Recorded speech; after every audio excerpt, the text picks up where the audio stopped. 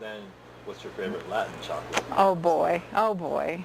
Now you're asking hard questions because Susan Davis knows her chocolates. the themes that we have in this shop have been chosen because I like them. The chocolates she carries are good, but the name behind the store in Spokane's flour mill may be even better. I decided to go back to school. I was a dietitian, and my children grew up and left home. I don't know why they thought they needed to do that, but they did. And I decided I would be very grumpy because I'd pretty much devoted my time to them. And so I decided to go back to school. Pharmacy was a great healthcare field. I thought I would be able to interact with patients, enjoyed that a lot.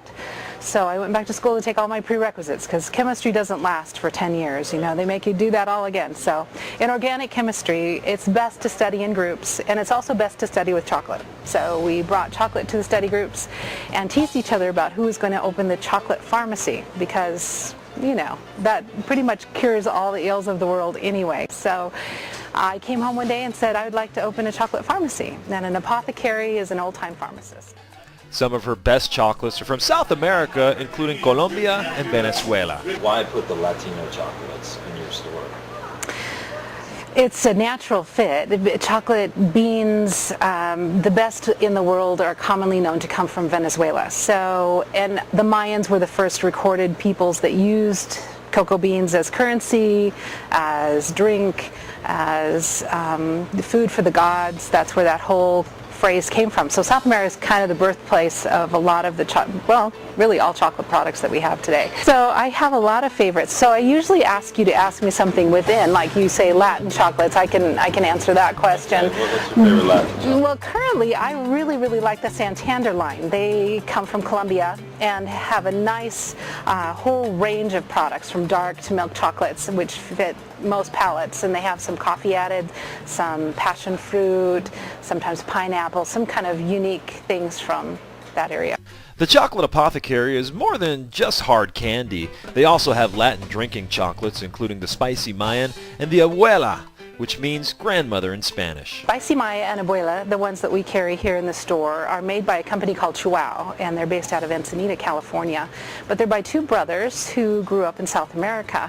So they're pretty much favored or really prefer South American chocolates, and so they use a Venezuelan-based chocolate, and they produce these great drinking chocolates, which are basically just chocolate, and in the case of the Spicy Maya, some good chilies and cayenne pepper are added, and so it gives that nice warm glow, especially for wintertime. It's wonderful. So you can see all the wonderful things that the Chocolate Apothecary has to offer. I've got my official barista suit on. I'm with Carolee, one of the wonderful baristas here. She's going to teach me how to make a Spicy Mayan, one of the wonderful drinking chocolates that they have here at the Chocolate Apothecary. Okay, so what are our ingredients that we have here? We've got our milk. What else? We have whole milk, and we have our chocolate here. Okay. And that's pretty much all that goes into it, and love, of course. Of course.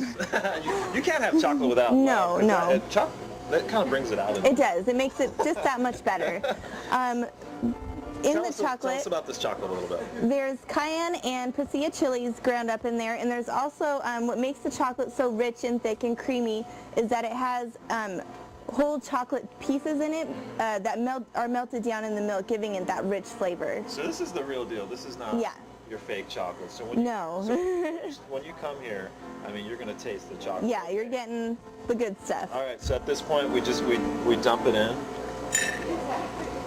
There you go. All right. Then we put our whole milk in, and when you come here, you're going to get whole milk. We're not talking skim milk. You can start your diet tomorrow before you come to the Chocolate Apothecary. So we're filling it almost halfway up, because what are we trying to make, about a 12 ounce? About a 12 ounce cup. Okay, so at this point, we're pretty much ready to go. My favorite part, the steam. There we go. Oh yeah.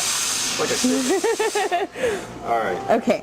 So then we stick it in, right? Mm-hmm. Am I supposed to use my finger? Yep, you can use it. It doesn't go up there anyway. Okay. So then basically I just do it again, right? And Yep, and I heat it up. Turn it on, and then just when it starts getting hot, you'll feel the pitcher get warm, and you can stop it. So what is this doing right now? So literally it's putting super hot steam, right? Yeah, it's taking the steam and it's blowing it in there, and it's mixing around the chocolate really good. So. Oh, yeah. And I can feel it heating up. once it gets hot to touch, you can just turn it off there. All right, so then you clean up. Clean that. Plenty of up with. My mom always said I didn't clean up enough. Okay. And then you can grab a spoon there. And we'll give it a little stir just to make sure all the chocolate is melted. Okay, so that's what you're doing during this process. So what do you say, maybe 10 stirs? I guess it's a field process and not an exact science. So once you do that, I noticed that you like to tap. Is this just more for effect, or is it any? A little bit of both. It gets the air bubbles out, makes it a little smoother, but it really just kind of. It just gives you. It's a style barista points. habit too to hit your pitchers. It's all about style points. So, you know, when I make it, I just yeah. All right, so at this point, we're ready to go, right? We're ready. Okay. Okay, and then you can't have drinking chocolate without whipped cream. Oh. Is why she's the professional and I'm the amateur. But you know what? Amateurs can drink drinking chocolate. Wonderful. Maybe I could work here. Would you hire me? Yeah. A little more practice with whipped cream and we'll be good. Yeah. Thanks a lot. If you You're can teach welcome. me, you can teach anybody. Carolee, we'll be right back after this.